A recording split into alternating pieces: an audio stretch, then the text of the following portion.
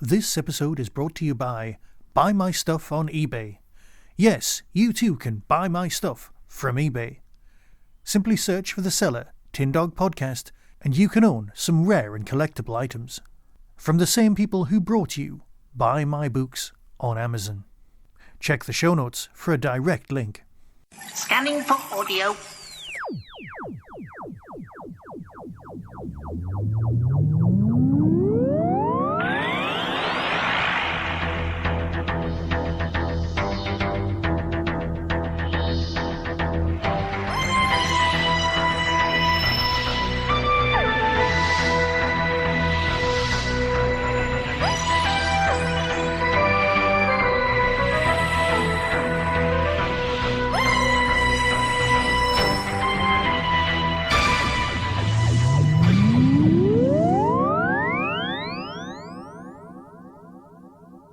Welcome once again to another Tin Dog Podcast, talking about Doctor Who.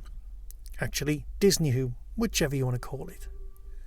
Now, I'm obviously recording this at lunchtime because I just wanted to share my thoughts with you. However, it does mean that I'm sat in my car and there's a massive delivery going on behind. So if you hear some random tooting or people shouting, then that's fine. But this is the only opportunity I've got to spend some time with you, my beloved and probably attractive listeners. Right. I need to say that if plans go correctly, this podcast started off with a snippet of the ever-popular 1980s TV show Storybook International, which opened with the song I'm a Storyteller. Because let's face it, that's who the villain is in this. I was tempted also to open with the 1980s sitcom from Channel 4 in the UK called Desmond's, which was set in a Peckham barbershop. Because they were my touchstones for this story. But you know what? Let's just move on, shall we? No, I need to talk about this because, let's face it, this is, and I'll put my hands up and say that now, my favourite story of the season, my favourite story of Nishuti's entire run. Right? There we go. Probably not what you were expecting. You were probably expecting somebody to just come along and do the standard YouTube rant, worst story ever, R.I.P. Doctor Who, all that nonsense. Oh, forget it. Now, in my notebook, normally I produce like a page and a half of quite large handwriting in order to just, be able to chat about it in some notes. However, the notes that I've made for this particular story cover 2 pages on the side, sideways, various different coloured pens, arrows going from this to that to point out, all with stuff to talk about. So bear with me. Now, originally, I had this theory, and various theories of mine have been put to bed by this story. The first one is that there was a whole, parallels with earlier stories. It's like The Well had a parallel, was a sequel in many respects to Midnight. Lucky Day was a sequel to Robot, or at least Love and Monsters. And this one I was thinking was going to be a sequel to Arachnids in the UK, or even Planet the Spiders. Right? Lux, I know I've heard lots of internet theories about the other 2 stories also being sequels to other things. That was, of course, nonsense. So we can just let that one go. My other main theory that I've been banging on about since the beginning of all of this was that, Mrs. Badgerman, or Mrs. Flood, if you want to go down that road. Is there a Mr. Flood? Flood, River Song? No, let's not go down that road. Let's not have yet another conspiracy theory. Is that she was the god of stories, and she was guiding the Doctor through the stories and going on that way. However, we've got a variant on the God of Stories here. We've actually got their harbinger or minion, more of a Renfield character than anything else, in order to kind of help them out. But of course he became a disgruntled employee and rebelled against his employer. And that's why he wants to destroy Anansi, or in fact he wants to destroy all the gods. We need to unpack that in a minute. So that basic idea, is that a new word I've come up with for this afternoon? That basic idea of Mrs. Flood being the god of stories just doesn't kind of work from this point onwards. Or if it does, it's going to need a lot of retro engineering. So we're now left with this email from a Nigerian prince that gives us some more stuff to go on. It does lead us back to Mrs. Flood being, well, the White Guardian. She'll reset the universe back to the clever and exciting Doctor Who type ways that we used to know and love, where all gods were just aliens in disguise and we all knew where we stood, and she'll close off the pantheon, reset everything with a key to time or some other such nonsense, and then we're back to normal. Business as usual. Hooray! It'll never happen. It'll never happen. Okay, before I go into the huge breakdown of what's going on, who's playing who, all that business, there's a few more things to talk about. First off, Captain Poppy. Yeah. You think we didn't notice Russell, did you? Spooky little girl walking down corridor with big hair. Yeah, that's Captain Poppy from Space Babies, which means it's a callback, which means it's not done. We're not done with the Space Babies storyline. Apparently there's some sort of massive internet leak gone out today. I don't know what that is. I've not paid attention. I don't want to know because, you know, the tiny bit of enjoyment I was getting out of Modern Who would be spoilt by any form of massive leak. So let's not go down that road. But Poppy, she's listed in both programmes as Captain Poppy, okay? We know who she is. So therefore Space Babies is not done. Now Space Babies itself as a story was based around the idea of stories becoming real. And stories becoming real is pretty close to this story, which is also pretty close to the overarching storyline of the last 2 seasons. Our work here is not done, sadly. I wished that they'd abandoned all of it, but it just isn't going to happen. Also, worthy of comment. At the premiere of this run of Doctor Who, 2 people turned up and we were quite pleased. We thought, oh, isn't that nice? They've sent them tickets. One of them was Joe Martin. Joe Martin then appeared in this story with a cameo. And the other one was the person who plays Missy. Now that would give a whole circle to the picking up of the tooth thing, and have the Master turn up in the story again, and a nice return for Michelle Gomez. That's if she turns up, even with a cameo, because she was invited to the party, and everyone just went, oh, it's just a conspiracy theory. But was she invited because Joe was invited, and we needed Joe to be invited because she was in this, and that's just another bluff. There's too many things to think about. We'll talk about the importance, or indeed lack of importance, of the Renegade Doctor later on. Okay, so kill all the gods is this guy's motivation. Yeah? It's a very, and you won't hear this phrase very much in podcasting anymore these days. It's a very Neil Gaiman-esque story. Yeah? Yeah, like I said, you don't hear Gaiman-esque anymore. But it is. This thing about, you know, someone who used to work for the gods, killing the gods, somebody wanting to kill them and having a giant spider. If Neil Gaiman's name was on this script, you would have gone, yeah, fair enough, let's go with it. Because that's what it feels like. It feels like they're old stories. And if you want to look up the whole Neil Gaiman where his stories come from thing, you can do that on your own time. Okay, so all the gods, the pantheon, and in fact gods in general, need to be destroyed. That's kind of my standpoint anyway. So this guy wants revenge because he was a story collector for them and he helped them to survive and live without stories. And let's face it, as the 10th Doctor said, we're all stories in the end. Was it the 10th Doctor? It doesn't really matter. Counting's pointless these days. Well, actually, counting makes a lot more. Leave it. So where are we at? We just don't bloody know, do we? And here's the thing. The Doctor sat in the TARDIS at the beginning, saying that he's just, you know, this is his first time as a black person. And then, as an audience member, as a Doctor Who fan, you sat there going, well, it's not, is it? We had Jo. Jo was a woman and was black and predates you and predates Hartnell, but no one's got any memories of her apart from Jodie, who's met her. That's where we're at. We've got more memories because we've got Big Finish. So, as an audience member, we remember her, but the Doctor doesn't. Except, of course, later on, when he does. So it's not the first time he's been black. At all. And let's face it, some of those kids in the Timeless Child storyline, they were a variety of different ethnicities. So that's not really up for debate. I know that this was the place where he feels happy and safe because, well, we've got a world where that is a thing, where the barbershop is a haven of masculinity where you can be yourself and talk about things.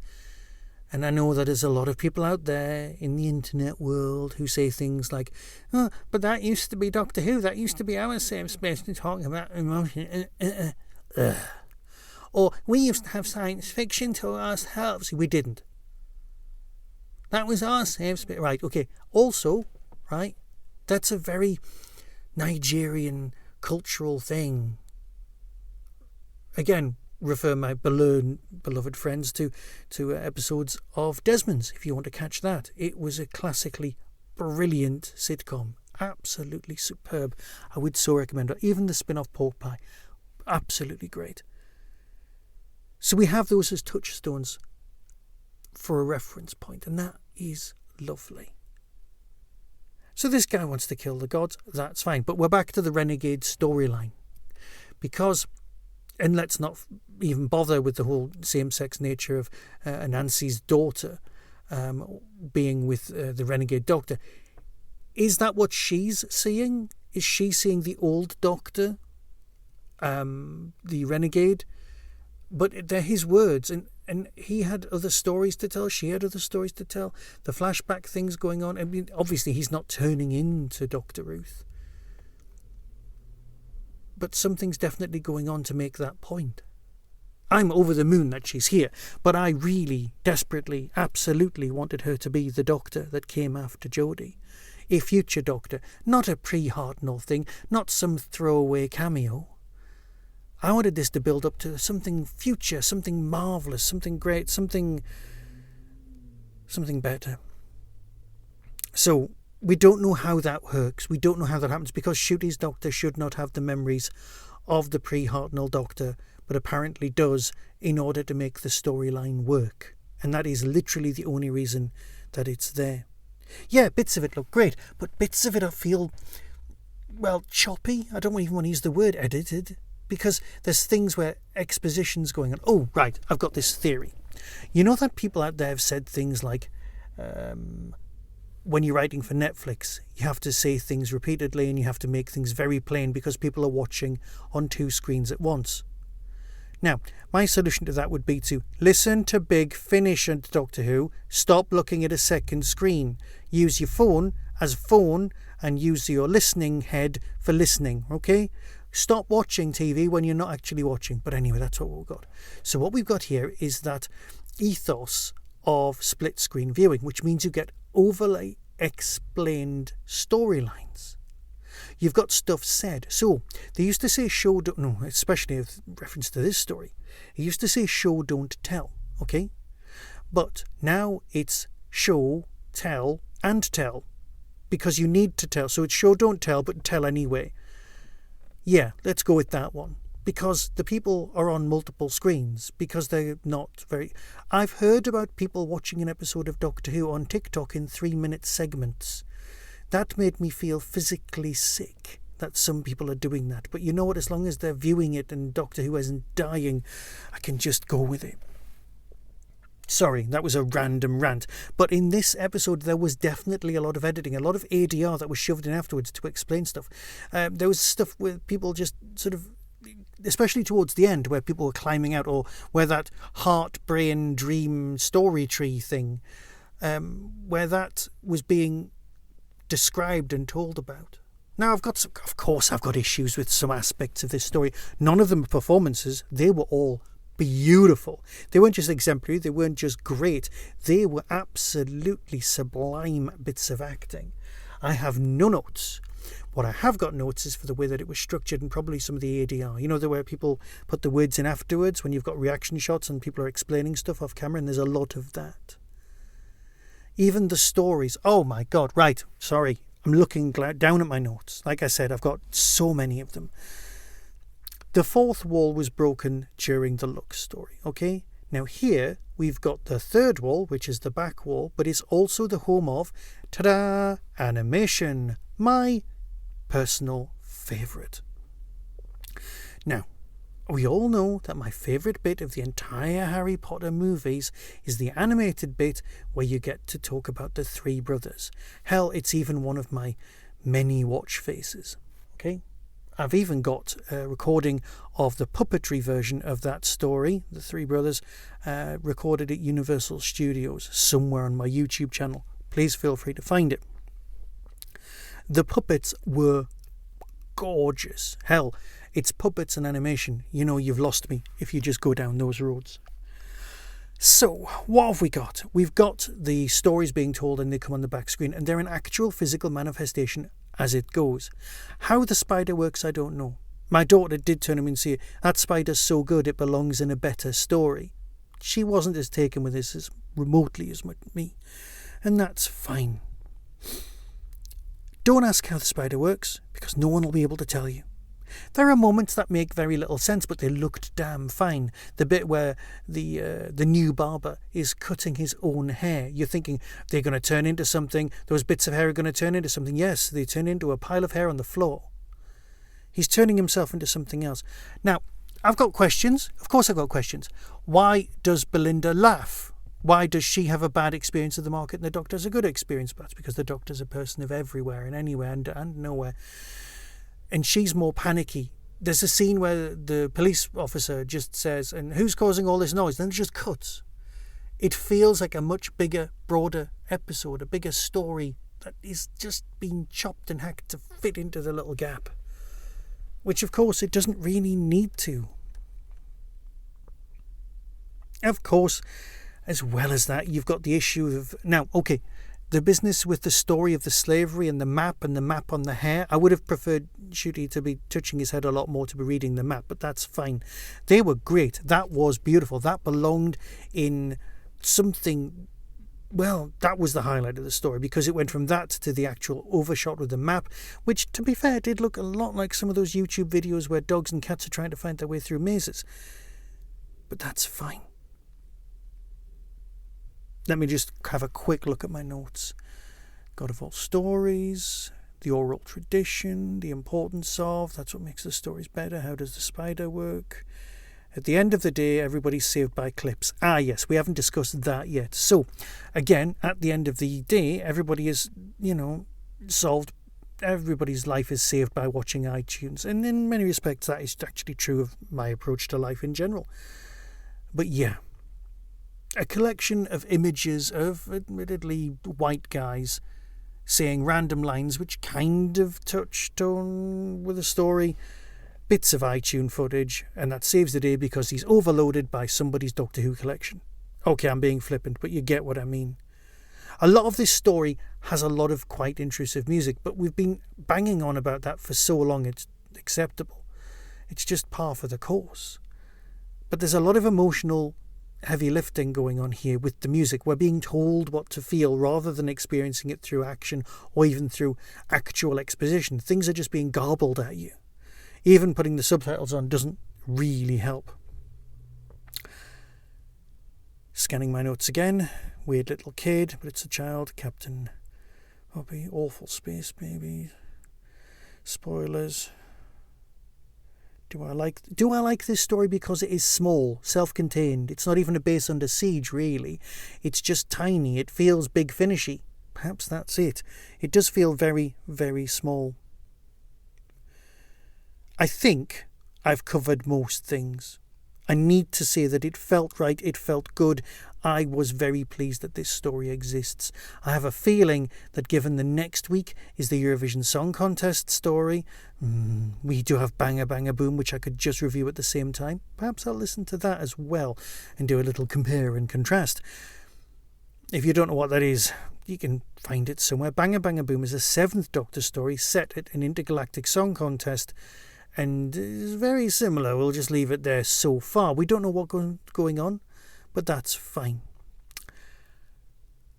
I didn't like things like the mentions of the Avengers, because let's face it, how many characters from... Well, you've got... You've got the 11th Doctor's companion. You've got, well, I suppose you wouldn't really recognise her. You'd probably sit there watching the Avengers going, that woman over there who's blue and bald, she looks familiar. No, I left her back in New York. Yeah, and of course, wasn't Clara, wasn't she in an Avengers movie? Well, that's just going to confuse matters. I suppose the Doctor's used to finding people who look like other people their entire lives. I did enjoy the double bluff, where the character's standing there doing exactly the same as all the rest of the Pantheon, going, I am Orton Dionysus, and I am the trickster, and I am Anansi, and they just listed a big thing. And then the Doctor started laughing, which was brilliant, but I don't know why Belinda started laughing, because that was just confusing. Was she just bluffing her way through and going with it? I just don't know. So that's where we're at. I enjoyed the story. I had some notes, and that's fine. What I need to say is we've got 3 more episodes left. We've got the Eurovision Song Contest, and then we've got the two-parters that make up the end. And at the moment, it's looking to me like we've got the White Guardian, the possible appearance of the Master, and you've also got some space babies turning up. 2 of which, not particularly fond of, but that's just me reading, me wildly speculating. What do I know? I know nothing. If you've enjoyed this, please subscribe to the YouTube channel. Even if you do this via a podcast, those numbers need to rack up, because I can't achieve anything on YouTube unless I reach 1,000 subscribers. You don't even have to actually listen or watch or do anything with YouTube. Just go to the website and subscribe. If you've subscribed, then those numbers will rack up, and I'll be very grateful, because at the minute they're pitifully small. Hey, tell your friends about the Tin Dog Podcast. There's almost 1,400 episodes, so there's guaranteed to be something Doctor Who or sci-fi like that they might actually enjoy. Until next time, be seeing you.